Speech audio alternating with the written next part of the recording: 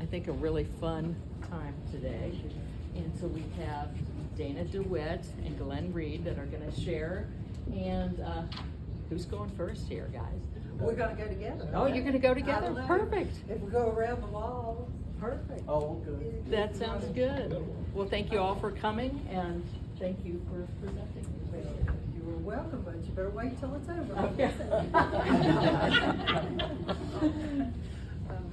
I was going to start, if Glenn doesn't mind, by telling you that I've been laughing about finding things and cleaning up my house, but I kind of got into all this, well, when the Big Mountain Center opened, but I started looking through things that I had boxed up that belonged to my grandparents and my parents, and this is my grandmother's Bible that is going to be 100 years old this year. Wow. And she wrote things down in the front and back here in the back, like C&P Telephone bought Big Mountain Telephone Company, July 4th, 1958. And back to 1937, Dr. Hurt moved to Big Mountain, April 3rd, 1937. Electricity turned on February 3rd, 1937. So anyway, it's coming apart, and I guess I need to find a way to restore it. But that had a lot of information in it. So maybe I'll real quickly tell you what's over here, and you can come and look. We may expand if things go well, but right now we've got, well, I'll start with this one. Here's a binder of all the Big Mountain histories I found we found, and let's see. This one's Bottom Creek, the Cultural Landscape of a Mountain Community by Jim Crawford. But they're all histories, a lot to do with Andrew Lewis and his son. And then just some handwritten histories from Sudie Tinsley, which would have been Dr. Tinsley's daughter. Yeah. So there's also Chris Beck. She had a handwritten history, kind of, if I remember right, toward the Women's Club. So that might be something you might want to check out, especially if you're in the Women's Club. But there are two histories in here. I've got to figure out where I found them because they were packed away too.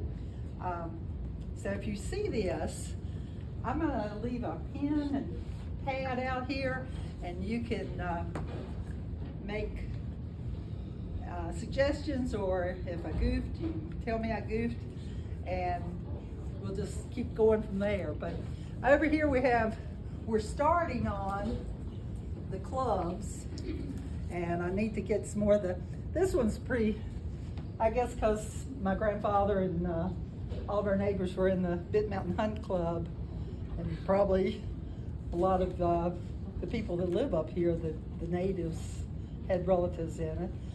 Believe it or not, though, there were not deer up here back in the, well, let's see, 40s. Before 1990.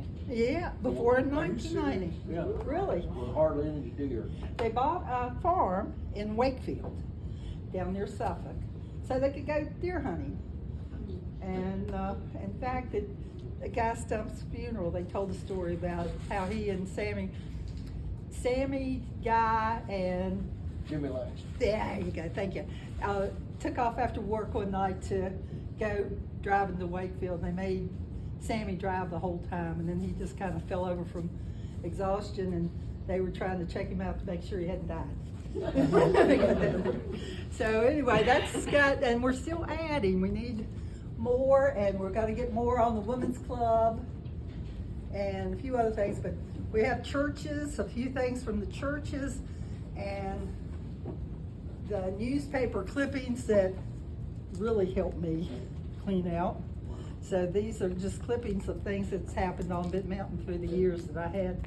If you have any, I sure would love it if you would bring them in. And then some cookbooks from the fire department and Women's Club, and one from a church in Copper Hill. And then over here is mostly school. We've got a few yearbooks, and we're gonna get hopefully a few more soon. I think I have 2 that's been promised. And then clippings from anything that happened at the school. And this is families. We've got the Holt family and the Craighead family book, ancestry book. Genevieve Henderson, she was Craighead. She did a really nice book, and we had trouble tracking it down because no one had a copy, and found one in the Copper Hill Church of the Brethren Library. So we've had copies of that made. It's this one. And there was a copy at the library over here, but the water damage that we had at Christmas did that one in. And then, I don't know, just things like family histories. Here's my grandfather's records from his old store out at Callaway Road, Clover Hill. But he had some pretty neat records of the 40s and the 37. So anyway, my house is looking straighter. I got some pictures I'm gonna pass around. Oh, okay. So I might go ahead and do that. You go right ahead, that's And great. Then we can talk small. Okay. I'm just gonna talk about these a minute and pass them around.